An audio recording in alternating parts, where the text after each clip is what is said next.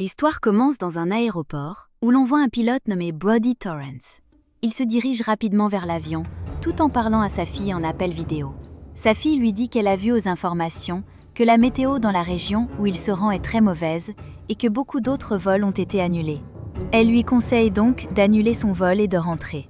Brody sourit et répond qu'il a déjà volé en toute sécurité par ce temps et qu'elle ne doit pas s'inquiéter. Il lui promet de revenir bientôt. Rassurée, sa fille raccroche. Brody entre alors dans la cabine et rencontre son jeune copilote, un peu nerveux car c'est sa première fois. À ce moment, une hôtesse appelle Brody dehors.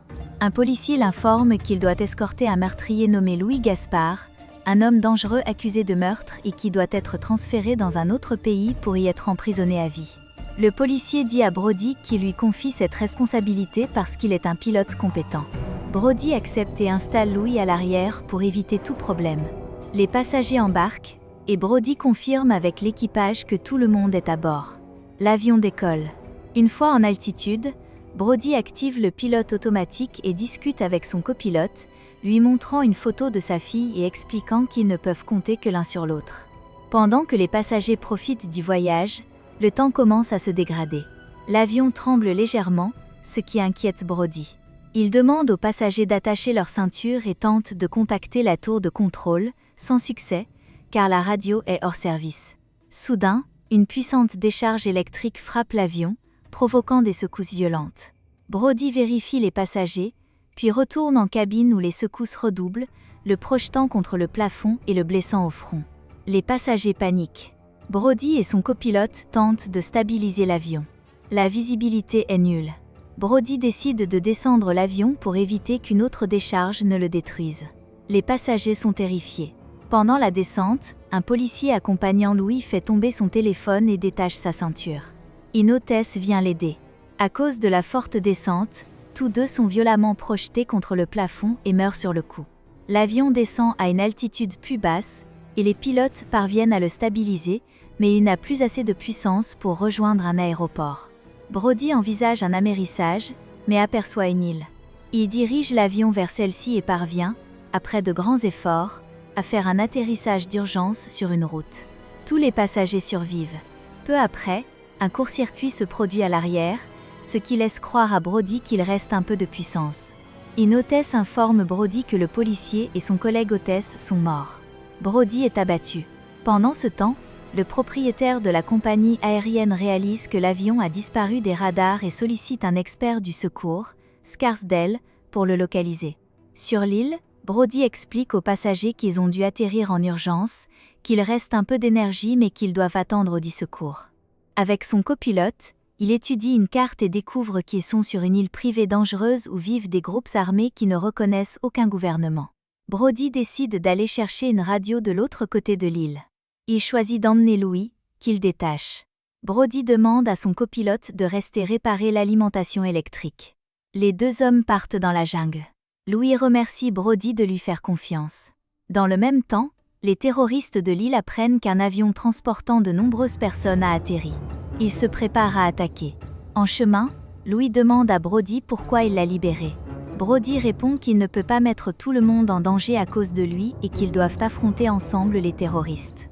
Louis révèle alors qu'il a un passé militaire et a servi dans l'armée américaine. Peu après, Louis disparaît dans la jungle. Brody continue seul et trouve une usine abandonnée où il découvre un vieux téléphone. Il parvient à le bricoler et contacte la ligne d'assistance de la compagnie, mais l'appel coupe. Brody appelle alors sa fille et lui demande de transmettre sa localisation à la compagnie. Pendant qu'il parle, un homme l'attaque. Brody le neutralise difficilement. Un autre homme entre, c'est Louis, qui a tué plusieurs terroristes et récupéré leurs armes. Il donne une arme à Brody. Il trouve des caméras et des passeports montrant que les terroristes kidnappent des gens pour extorquer de l'argent, puis les tuent. Brody comprend que ses passagers sont en danger. Il trouve une voiture volée et fonce vers l'avion. Pendant ce temps, les passagers attendent l'aide de Brody. Une voiture arrive, mais ce sont les terroristes. Ils tirent sur les passagers, qui paniquent. Brody et Louis entendent les tirs et arrivent en renfort. Les terroristes capturent l'équipage, tuent une femme qui tente de fuir et embarquent les passagers dans un bus pour les emmener à leur base. Brody et Louis suivent discrètement. Ils capturent 2 terroristes restés près de l'avion et apprennent l'emplacement du camp. L'expert en secours reçoit enfin la localisation de l'avion et apprend qu'il est sur une île contrôlée par un groupe armé. Il envoie une petite équipe privée lourdement armée. Brody retrouve l'avion et découvre que l'alimentation a été réparée. Il laisse un message à l'attention de l'équipe privée, puis part avec Louis vers la base ennemie. Ils infiltrent la zone, tuent plusieurs gardes et libèrent les passagers enfermés dans une pièce. Tous montent dans le bus pour s'enfuir. Mais de nombreux terroristes barrent la route. Brody décide de se sacrifier pour distraire l'ennemi. Louis refuse d'abord, mais accepte finalement. Brody se rend et parle au chef du gang, qui se moque de lui. Alors qu'il s'apprête à le tuer, l'équipe privée arrive et engage une fusillade. Brody est sauvé. Le chef découvre que son frère a été tué et jure de tous les massacrer. Dans le bus, l'équipe privée explique qu'ils ne sont que 5 et que les secours officiels arriveront plus tard. Brody panique. Ils doivent partir immédiatement avant que les terroristes ne reviennent. Une fois près de l'avion, Brody annonce que l'énergie est rétablie et qu'ils doivent décoller immédiatement. Les passagers montent. Les terroristes attaquent, mais l'équipe privée les retient.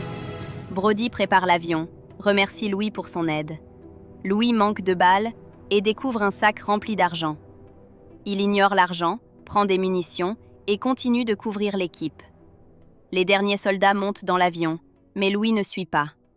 Il récupère finalement le sac d'argent et s'enfuit dans la jungle pour éviter la prison. Le chef terroriste tente d'utiliser un lance-roquettes pour détruire l'avion, mais Louis le tue à distance, sauvant tout le monde. Brody est soulagé. L'avion décolle. Mais bientôt, un moteur prend feu. Brody lance un signal d'urgence et, malgré les difficultés, parvient à atterrir sur une piste proche.